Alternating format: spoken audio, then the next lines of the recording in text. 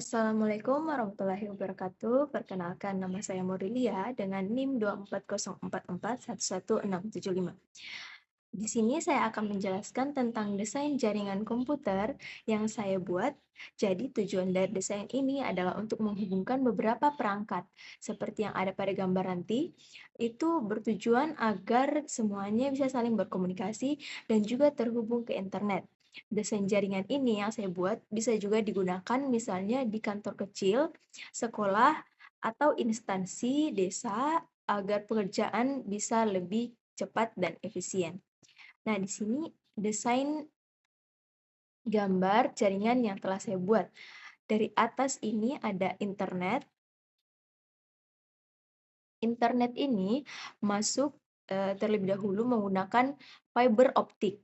Fiber optik ini adalah jalur utama yang membawa koneksi internet dari penyedia layanan. Kemudian membawa koneksi itu diteruskan ke router dengan alamat IP 192.168.10.2. Router inilah yang berfungsi untuk membagi koneksi internet ke seluruh jaringan lokal.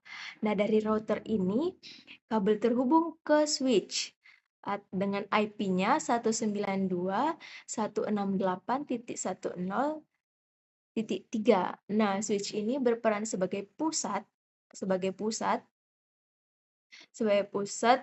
penghubung antar perangkat dari jaringan lokal. Semua komputer, printer, dan laptop akan terhubung ke switch, bisa saling kirim data. Selain itu, selanjutnya ada PC1 dengan IP 192.168.10.10. PC2 yaitu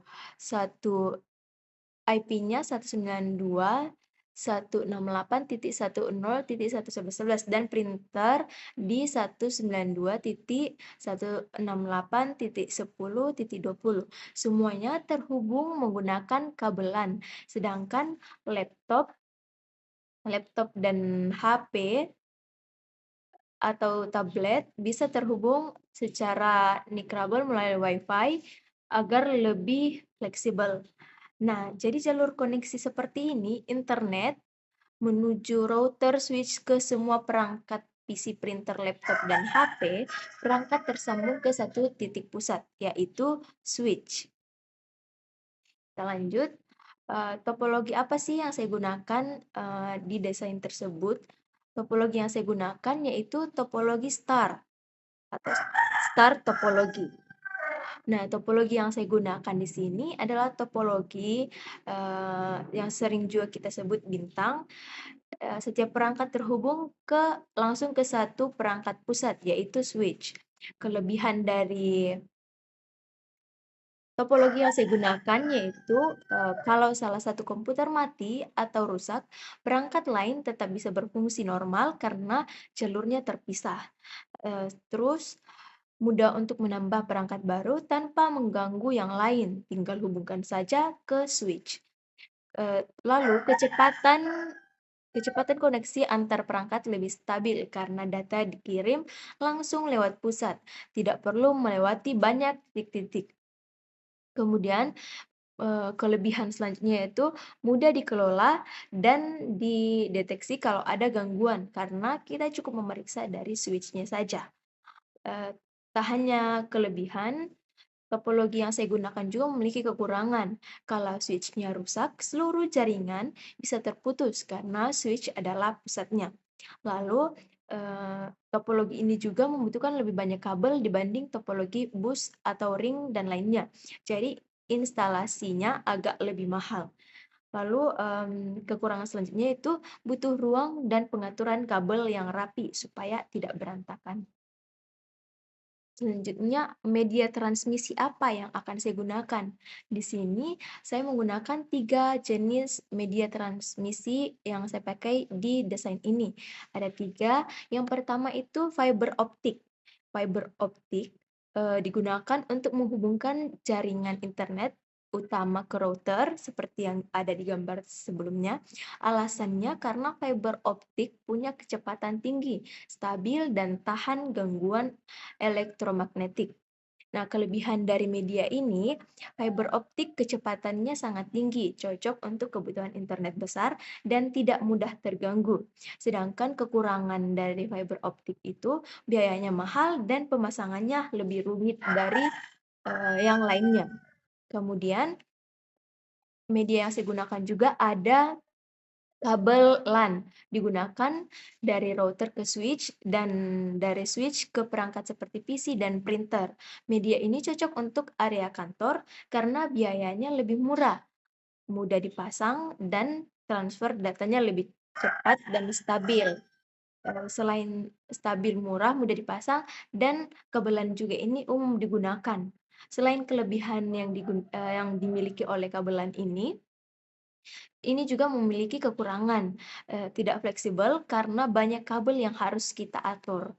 Selanjutnya ada Wi-Fi. Media yang saya gunakan juga Wi-Fi digunakan untuk menghubungkan perangkat yang sifatnya mobile seperti laptop dan HP agar lebih fleksibel tanpa perlu kabel. Untungnya kita pakai Wi-Fi ini praktis dan fleksibel, bisa digunakan di berbagai posisi tanpa kabel. Sedangkan kekurangannya ada sinyalnya bisa melemah karena jarak atau terhalang tembok dan lebih rentan terhadap gangguan jaringan. Nah, kemudian ada namanya IP address. Nah, di sini di jaringan ini saya menggunakan IP address lokal atau private dengan pola 192.168.10.x. Setiap perangkat punya IP tersendiri supaya tidak saling bentrok. Nah, di gambar ini sudah tertulis IP-IP-nya, yaitu ini IPv1, router, switch, dan lain-lainnya. Semuanya memiliki IP tersendiri dan supaya tidak saling bentrok. Untuk kelebihan dari IP yang saya gunakan, dengan pembagian IP yang teratur, jaringan jadi lebih mudah dikelola dan tidak bentrok antar perangkat. IP lokal juga lebih aman karena tidak langsung terhubung dengan internet publik. Bisa digunakan untuk mengatur izin akses antar perangkat. Misalnya, printer hanya bisa diakses dari komputer tertentu. Selain kelebihan, IP address yang saya gunakan juga memiliki kekurangan. Harus dikonfigurasi dengan hati-hati, karena kalau ada IP yang sama, bisa terjadi konflik antar IP. Lalu harus IP lokal tidak bisa diakses langsung dari luar jaringan tanpa pengaturan tambahan seperti NAT dan port forwarding. Jadi, untuk kesimpulan dari desain jaringan yang saya gunakan ini, secara keseluruhan, desain jaringan yang saya buat menggunakan topologi star dengan kombinasi media fiber optik, kabel LAN, dan Wi-Fi, serta pembagian IP address yang rapi dan terstruktur. Desain ini punya kelebihan utama di stabilitas, kemudahan pengelola, dan fleksibilitas perangkat, sehingga cocok digunakan di kantor, sekolah, dan instansi desa yang membutuhkan secara koneksi cepat dan efisien. Nah, sekian dari penjelasan saya. Semoga bisa memberi gambaran jelas tentang desain jaringan yang saya buat. Terima kasih sudah menonton.